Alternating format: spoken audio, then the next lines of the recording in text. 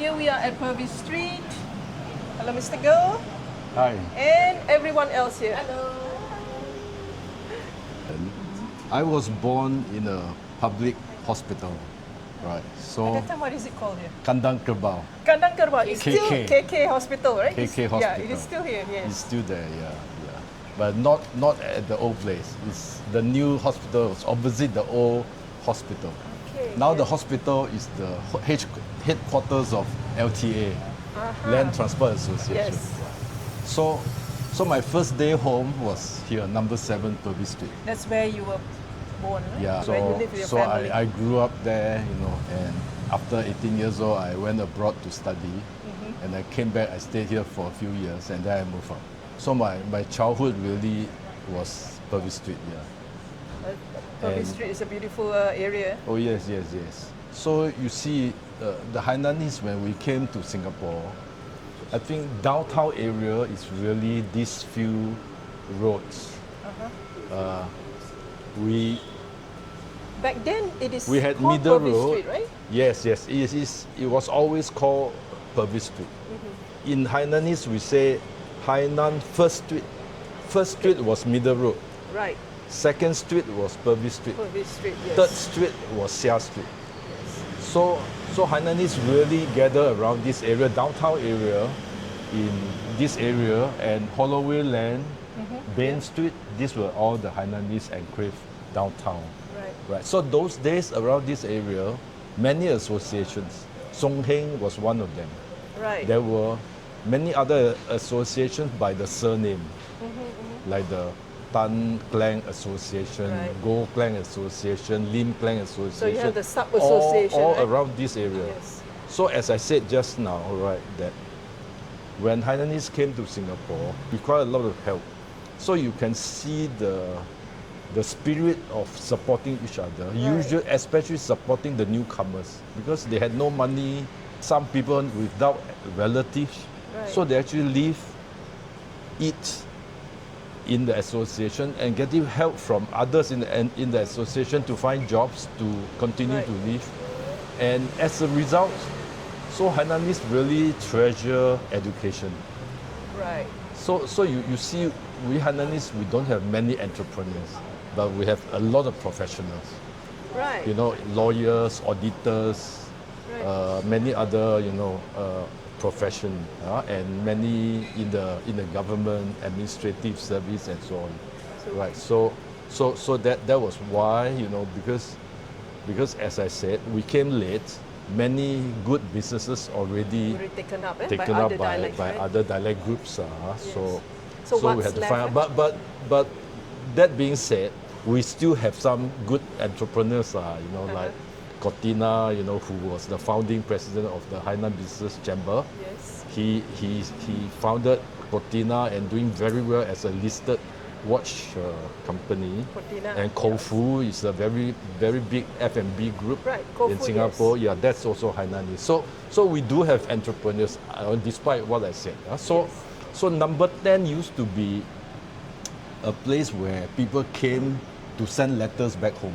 This is the Those post days, office, right? not post office. Okay. It's their private arrangement in, sending money back home, sending letters back home, back Right. to their hometown.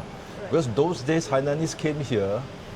I mean, they still had the belief that one day they have to go back to the hometown. We call that 落叶归根. 落叶归根 means, when the leaves drop, go back to the roots. Yes. But now, the Singaporeans twist it the other way around. They don't want to go back, No, they call it 落地生根.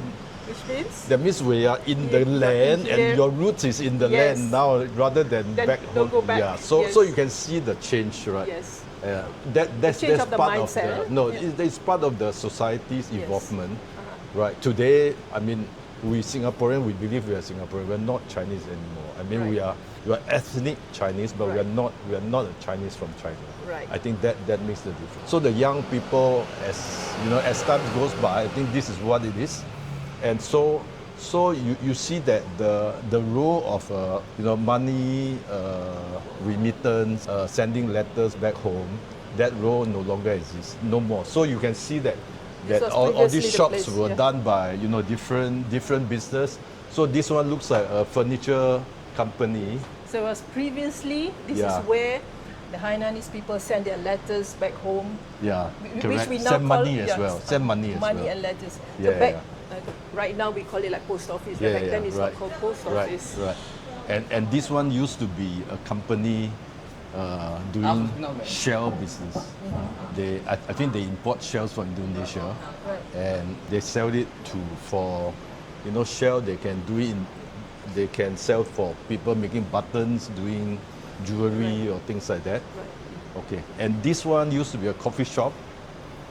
They serve very good chicken rice and also turtle dish. Okay.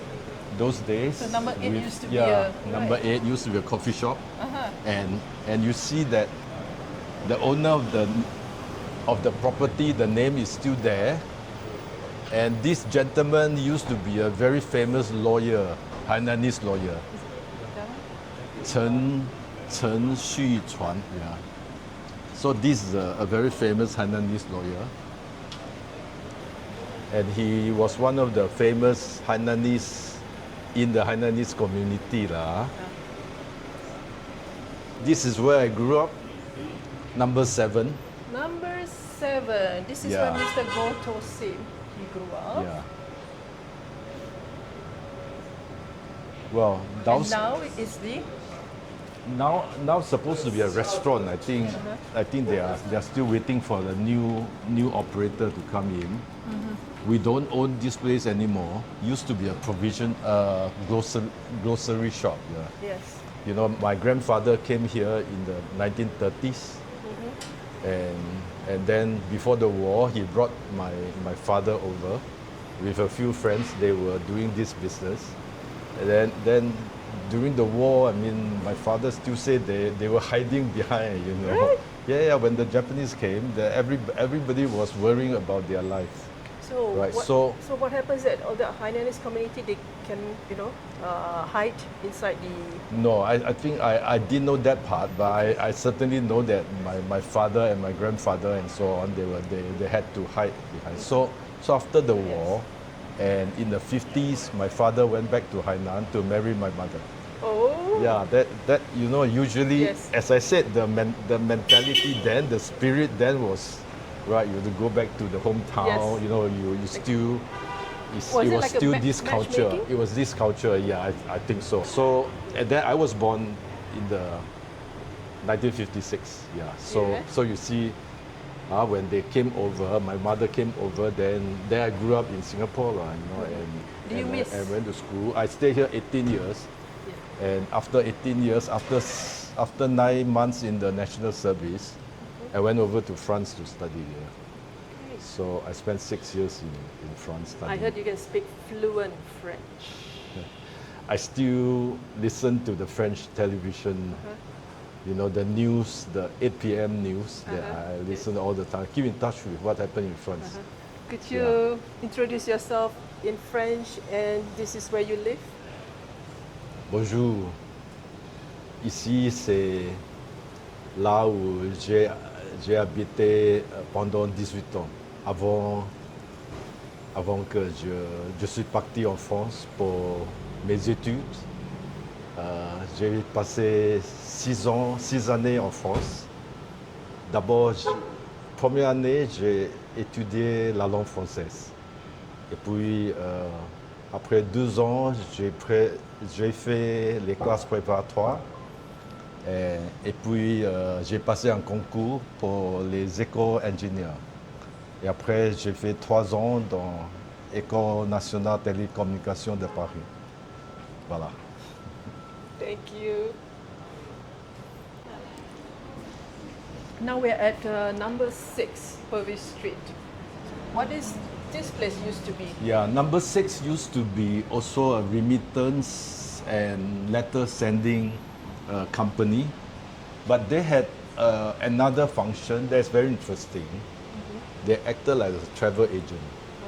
Those days when Hainanese came here in the 60s, a lot still went back to China, to Hainan, but they didn't go by plane. They actually took the ship. They go by sea. Now, today, when we travel, we only have two small luggages, right? Right. Those days, their luggage was a big wooden crate. Wow. I think the size was about 2 meters times 1 meters big. How heavy is that? I can't imagine how heavy was that. Anyway, you can't just lug the luggage. Usually it's by, they have to use crane to load the luggage up and then go by the ship. So when I was small, I used to see them how they tie the wooden crate. Yeah, it was a very special skill to tie the wooden crate. Especially in the 60s when China were facing, a bit of famine, I think. So our ancestor used to send, in biscuit cans. Right. They actually even send meat back to China. They actually put a lot of salt on the meat. All the meat, And cured meat, yes. because I don't think those days in the ship Yes. there were this Right. refrigerator. Right. So they actually salted the meat and then put in these biscuit cans, Yes. then put in the wooden crate with a lot of old clothes and so on. And ship it up. And that was 60s, not in the 60s, So see how we have progressed. And when I was young, today we had HDB, people live in condominium, easily 100 meters. My family used to be 7 people. We only live in a small room, about 10 square meters. Yes. And morning, because many families live in the house, right? So in the morning, the interesting part, everybody rushing for the washroom. Right. So everybody in a small area. Yeah. You have many families because in the morning everybody woke up at the same time. That was normal back then. So the queue, you can imagine the Yes. queue for the washroom. Anyway, those were the days. Very interesting stories. That's the olden days here in Purvis Yeah. Street. Okay. All right. So now we're going to walk to Yeah.